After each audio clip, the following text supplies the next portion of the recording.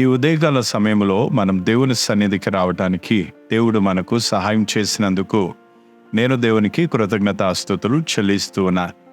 రండి, ఈరోజు మనము ధ్యానించుకోవడానికి ద్వితీయోపదేశ కాండము 29వ అధ్యాయము 4వ వచనాన్ని చదువుకున్నాను. ఆయనను గ్రహించు హృదయమును, చూచు కన్నులను, విను చెవులను యెహోవా నేటి వరకు మీకిచ్చి ఉండలేదు.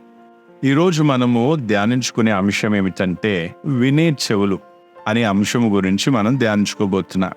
ఇక్కడ మనం మోషేను గురించి చూస్తున్నప్పుడు మోషే ఏర్పరచబడిన వారితో మాట్లాడుచున్నాడు అని మనం గమనిస్తున్నాం లేదా చూస్తూ ఉన్నాం.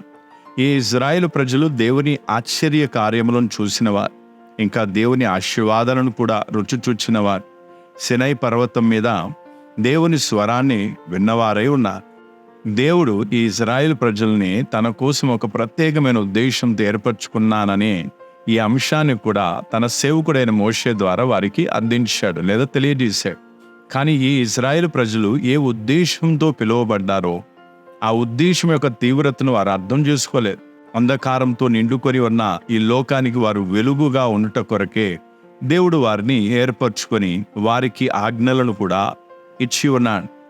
వారు తమ జీవితంలో బిజీగా ఉంటూ ఈ ఆజ్ఞలను మర్చిపోకుండానట్లు, అయితే దేవుడు కేవలం ఏదో నోటి మాటలతో కాకుండా ఆ ఆజ్ఞలను రాతిపై చెక్కి దేవుడు వారికి అనుగ్రహించినట్టుగా మనం చూడవచ్చు. ఎందుకంటే అవి తుడిచిపోకుండా అలాగే వారు ఆ ఆజ్ఞలను పదే పదే చదువుకోలాగున ఈ విధముగా రాతిపై చెక్కి వారికి అనుగ్రహించి ఉన్నారు. అలాగే వారి తరం కూడా పదే పదే ఈ స్వరాన్ని వినాలని లేదా చదవాలని, ఆ తరం వారిని నడిపించేందుకు దేవుడు ఈ విధముగా ఆజ్ఞలను రాతిపై చెక్కి వారికి ఇచ్చి ఉన్నాడు. పదే పదే వారు దేవుని స్వరాన్ని విని ఉండవచ్చు. కానీ విచారకరమైన విషయం ఏమిటంటే వారు దేవుడు కోరుకున్నట్టుగా దేవుని మాటను ఎంత గంభీరంగా తీసుకోవాలో అంత గంభీరంగా తీసుకోలేదు. అందుకొరకే ఇక్కడ మోషే చూచు కన్నులను, విను చెవులను యెహోవా నేటి వరకు మీకు ఇచ్చి ఉండలేదు అని చెప్తున్నారు. మోషే ఈ ప్రజల తిరుగుబాటు హృదయాలను బట్టి దేవుని నిందించటం లేదు. ఎందుకంటే ఒక వ్యక్తి దేవుని మెల్లనైన స్వరాన్ని వినున్నట్లు ఆంతర్య చెవులను లేక ఆధ్యాత్మిక చెవులను దేవుడే తెరవాలి. దేవుని స్వరం ప్రపంచంలోని లేక ఈ లోకములోని స్వరాల కంటే భిన్నమైనదిగా ఉంటుంది. అలాగే ఒకవేళ ఒక వ్యక్తి దేవుని కార్యాలను చూచుటకైనా దేవుడు ఆ వ్యక్తి యొక్క ఆధ్యాత్మిక నేత్రాలను తెరిచి ఉండాలి. అయితే ఈ విషయము వారికి చాలా భిన్నంగా ఉన్నది. అదేమిటంటే ఈ ప్రజలు దేవుని స్వరాన్ని మోషే ద్వారా అనేక సార్లు విని ఉన్నారు. అయితే వారు దేవుని వాక్యమును విన్నప్పటికీ ఆ వాక్యం ద్వారా దేవుని స్వరమును వారు అర్థం చేసుకోలేకపోయారు. దేవుని స్వరాన్ని వినగలిగే చెవులు ధన్యమైనవి అని దేవుని వాక్యం సెలవిస్తూ ఉన్నది. రండి, నేను ఆత్మీయంగా ఆరోగ్యంగా ఉన్నానా లేదా అని మన జీవితాన్ని పరిశీలించుకొని చూసుకుందా. నా ఆధ్యాత్మిక కన్నులతో చూడగలుగుతున్నానా? నేను నా ఆత్మీయ చెవుల ద్వారా దేవుని స్వరాన్ని విని దేవుని మాటలను హృదయపూర్వకంగా అర్థం చేసుకోగలుగుచున్నానా? నేను దేవుని స్వరాన్ని వినలేనంత చెవిటివాడనై ఉన్నానా?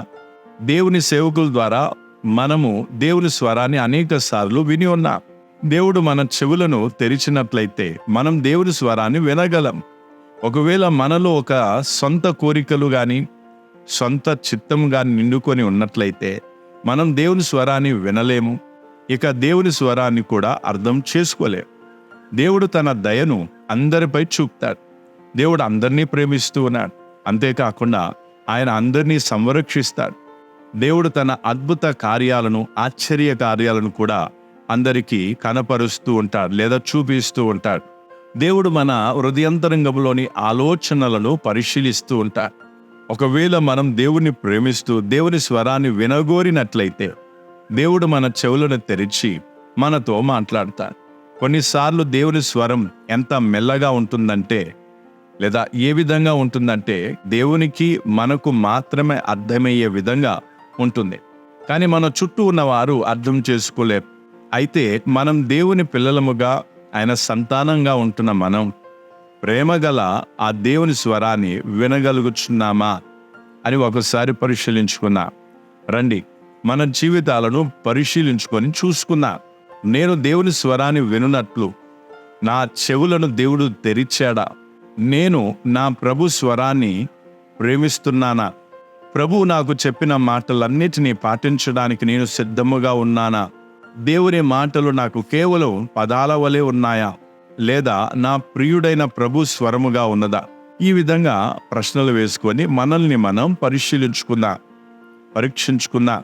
మనం గుర్తించుకోవాల్సిన విషయం, దేవుని స్వరం జీవాన్ని తెస్తుంది లేదా జీవింపజేస్తుంది. గనుక ఆయన ఆ ధన్యకరమైన స్వరము మనందరం వినున్నట్లు దేవుడు మన చెవులను తెరుచునుగాక. అందు నిమిత్తమే దేవునికి మనం ప్రార్థన చేద్దాం. రండి, మనం ప్రార్థన చేసుకున్నాం. కృపా కనికరము గల మా తండ్రి, మేము నీకు కృతజ్ఞతాస్తుతులు చెల్లిస్తూ ఉన్నాం.